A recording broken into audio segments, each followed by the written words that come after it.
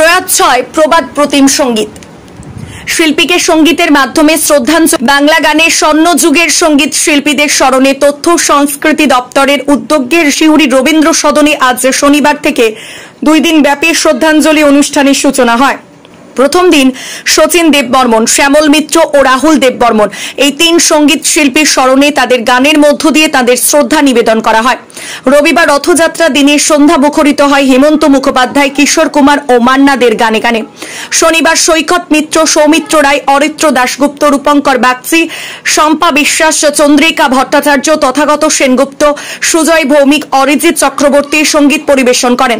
প্রথম দিনের অনুষ্ঠানের সমাপ্তি হয় সঙ্গীত শিল্পী তথা মন্ত্রী ইন্দ্রনীল সেনের সঙ্গীতের মাধ্যমে। অনুষ্ঠানের মধ্য দিয়ে শেষ হয় অনুষ্ঠান। দুদিনে এই অনুষ্ঠান দেখতে সঙ্গীত প্রেমীরা উপস্থিত ছিলেন সিউড়ি রবীন্দ্র সদনে। সিউড়ি থেকে দীপক কুমার দাসের রিপোর্ট, জনকণ্ঠ টিভি নিউজ।